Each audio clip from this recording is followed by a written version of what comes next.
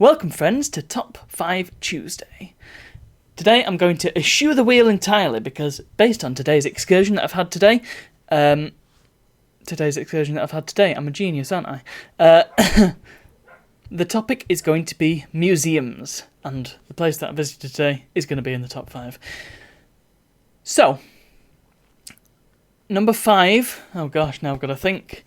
I want to say number 5, probably Mosey, the Museum of Science and Industry in Manchester.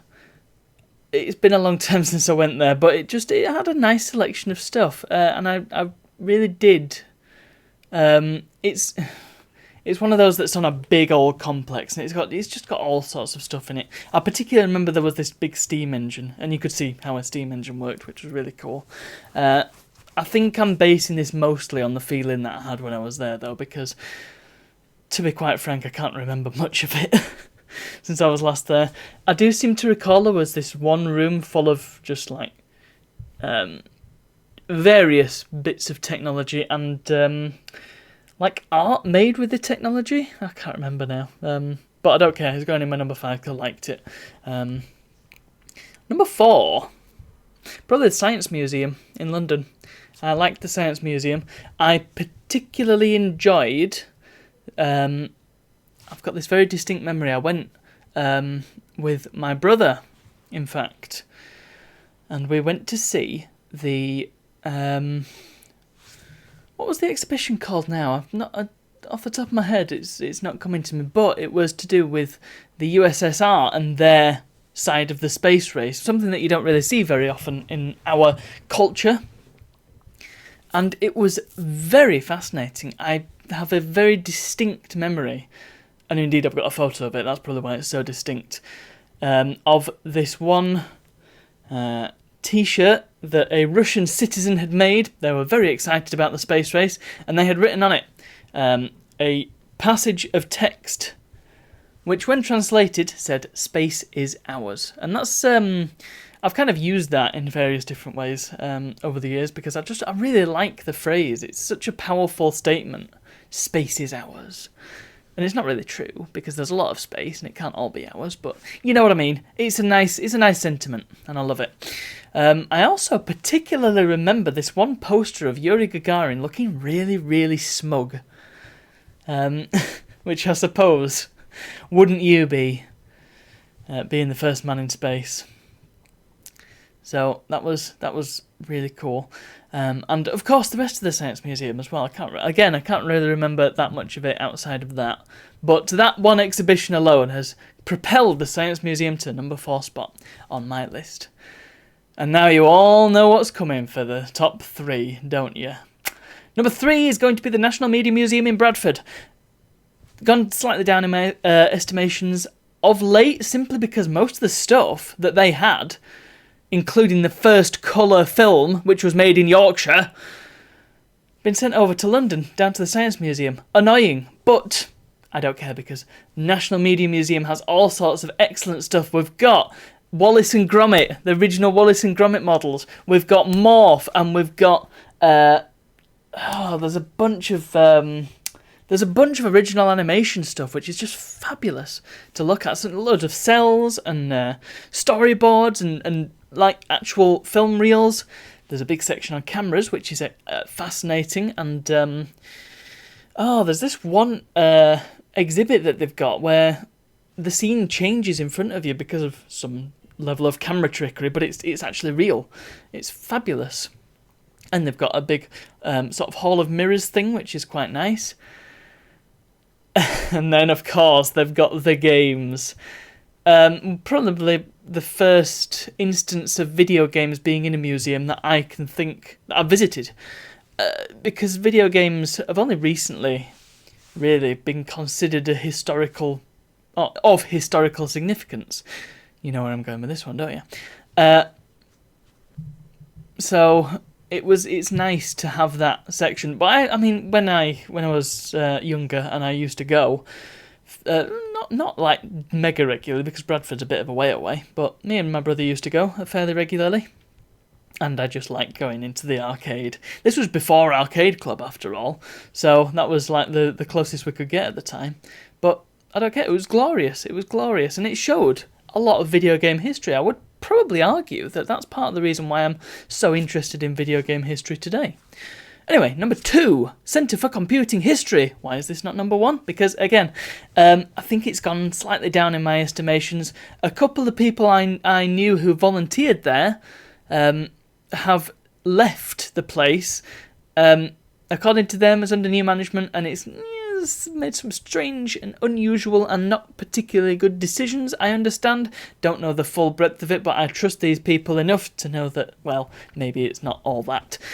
Nevertheless, it's still a fabulous museum and an extremely important resource, because if video game history is only just become a thing, computer history, good lord, nobody cares about that at all.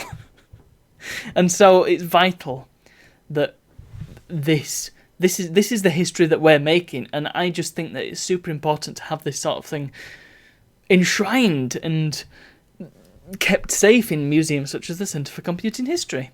Not only that, but it's just such a nice space. It's well laid out. It's got all sorts of computer bits and bobs from the. I'm just trying to think what the oldest thing they have in there. They've got some stuff from World War II, I'm pretty sure, and it's not actually super far from Bletchley.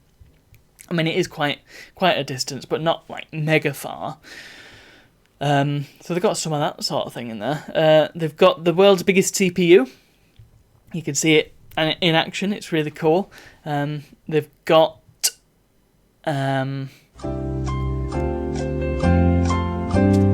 loads of computers, lots of personal computers, and lots of workstations and like servers and big old computers. Actually, that's something that I didn't mention. The Media Museum has the first web server, the NextCube, and it's got the internet exhibition as well, which is just glorious. But back to the Centre for Computing History. One bit that I particularly like about it is the fact that they've got this little 70s room, which I think is a really good idea. So they've got a an Apple II, I think, and they've got a Commodore PET. They've got a typewriter, and they've got a phone, and they've got a little diary, a dot matrix printer. I believe you can use the dot matrix printer, in fact. Or, well, there's somebody has printed out a Womble, so I'm pretty sure somebody can use it. Then they've got a little telly that's showing, well, it's like a broadcast, but on repeat. A televised, recorded broadcast from around the period. It's so cool, and I think it's just a brilliant idea. If I was ever to open a museum, then I'd do a 90s room, complete with a 90s file of facts. But my number 1 shot up the charts. National Video Game Museum in Sheffield. Oh my goodness, what a great little place. I love it. It's, well, as you can probably guess, it's got video games from all eras. It sort of takes you on a bit of a journey. So you've got, I'm trying to think now, I've only just been there today, and, well, it's honestly, we spent 3 hours there. The slots were in 3 hours, and the 3 hours just shot by. It was quite incredible, really. Because I went with my friend Chris, and we were discussing afterwards. We usually spend 4, maybe 5 hours in Arcade Club when we go, and that feels like quite a long chunk of time. There, we spent 3 hours there, and it went by like that. It was amazing. So they had a little arcade section, which was great. But the thing is, if I'm wanting arcade stuff, Arcade Club's just up the road, relatively speaking. They had a section with some... actually, the thing is, they didn't have it in specific eras. They had it in, like, themed sections. So they had a Mario section, and they had a Sonic section. They had a little multiplayer section. I think Mario Party was on there, and WarioWare.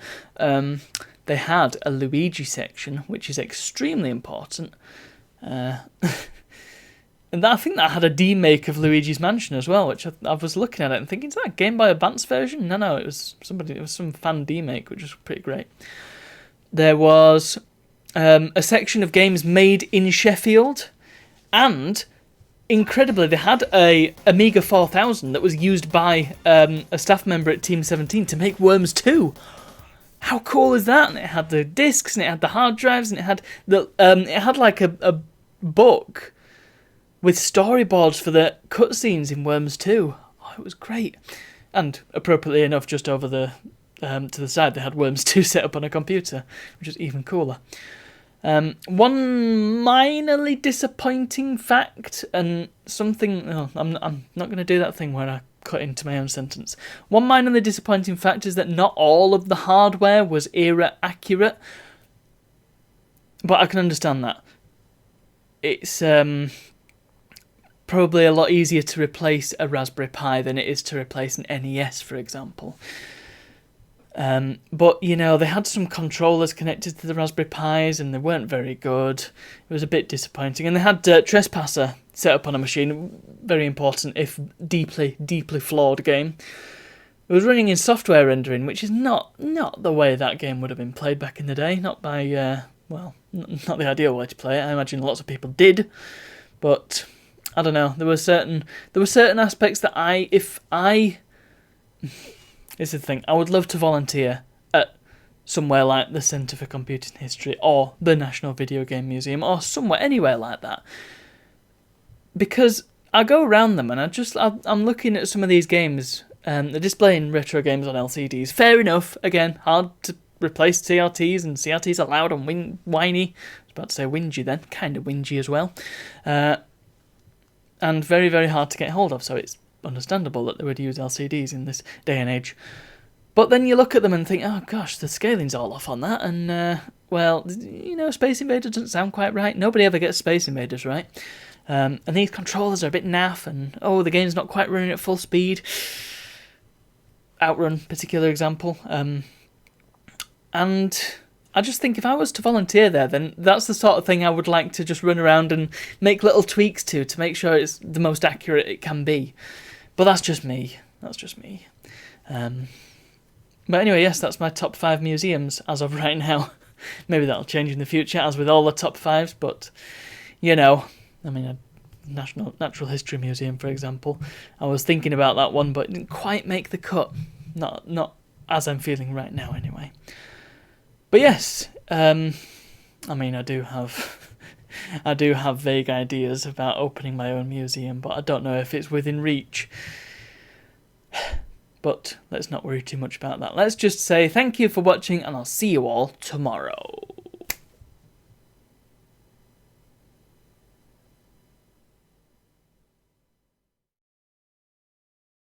Welcome, friends, to Top 10 Tuesday. In light of today's exciting excursion to Sheffield, I'm going to be doing a top 5. Did I say top 10? No, I can't be getting into that. Top 5 Tuesday. Today's topic is going to be museums. And one of the museums is going to be going into my top 5 because it was excellent. Let me start that again. It was chaos.